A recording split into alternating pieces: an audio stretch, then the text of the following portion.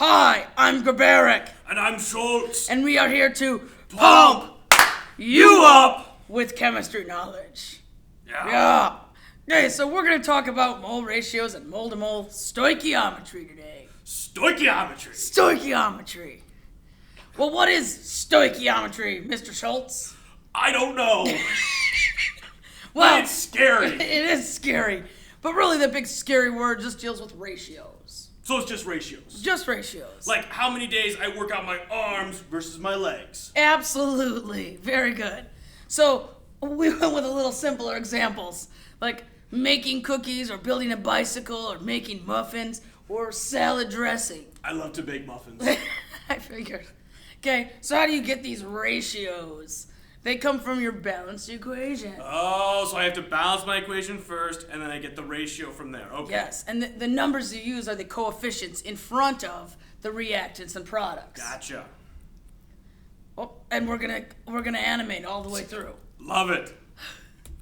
Okay, so we're gonna look at mole-to-mole stoich using a bicycle first. Exercise. Exercise. Okay, so in a bicycle, you need 2 tires, a handlebar, and a frame to make one bicycle. Bicycle. Bicycle. Okay, so here's our ratios. For every 2 tires, it makes 1 bicycle. For one handlebar. It makes one bicycle. Yes, very good. For every 1 frame, it makes 1 bicycle. So it's the numbers in front of the words. Absolutely. 2, 1, 1. Absolutely. So Oh. here's it in chemistry style. Love it. We have, arrows in the wrong spot. We have 2 hydrogens plus oxygen yields 2 water molecules. So if we look at those ratios, we have 2 moles of hydrogen, makes 2 moles of water. Because the numbers are 2 and 2. Yeah. And then we have 1 mole of oxygen making 2 moles of water. Okay, so if I have 2 moles of hydrogen, it could make 2 moles of water. Right. If I have 1 mole of oxygen, it could make 2 moles of water. Right. Gotcha. Okay, so for example, this is completely out of order. We have our bike problem. 2 tires, handlebar frame equals A bike. 1 bicycle. Yes. Yes.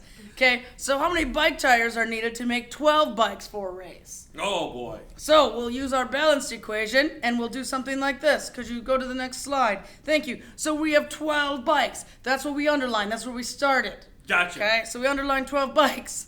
Okay, then we realized that for every 1 bike, you need 2 tires.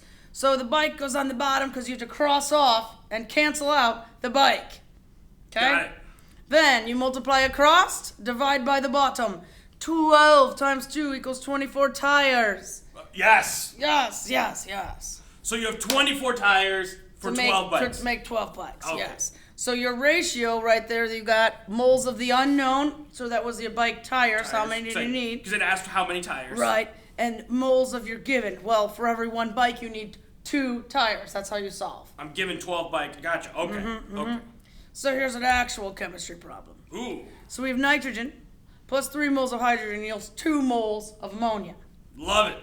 Okay? Haber process. So here's the question. How many moles of hydrogen are needed to make 312 moles What? of ammonia?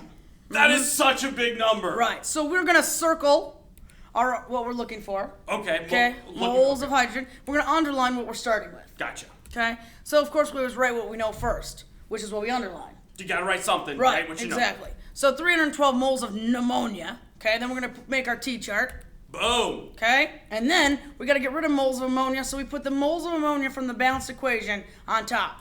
Okay, so in the top left corner, that's from the problem. In the bottom right corner, that's from the equation. Absolutely. Okay. So there's a 2 in front of NH3, so that's where we get the 2 moles from. Gotcha. Okay? And then, according to our balanced equation, it takes 3 moles of hydrogen to produce 2 moles of ammonia. So that's where our ratio comes from. Gotcha.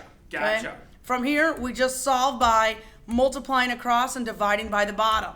So if we take 312 times 3, it's 936. Divided by 2, we have an answer of 468 moles of H2. Boom. Now, technically, if you wanted to, you could put those big numbers in that problem to show your ratio. It's just really large. Gotcha. But we're not going to do that. Because we want simplest form, of course. Yeah, no. Okay? little combustion problem for you here Ooh, next. love Okay, so now the question is how many moles of hydrogen are needed to prepare 13 moles of carbon dioxide? it. Okay, so 13 moles or hydrogen is what we're looking for. Right, so we circle that. And we underline 13 moles because that's what we have. Right. All right, so I'm going to put 13 moles in first. Correct. All right, and I'm going to set up my T-chart. Mm-hmm. And then I know it's got to be unknown over known. Right, so we're looking for moles of hydrogen, so that's got to go on the top. So according to our equation, we put 4 moles of H2 on top, okay? We started with CO2, so that goes on the bottom, and there's 3 in front of CO2 in the balanced equation, so that goes on the bottom. Perfect. Yeah, then we multiply across, our units cancel, multiply across, and we get an answer of 17.3 moles of H2 to make 13 moles of carbon dioxide. Beautiful. Okay?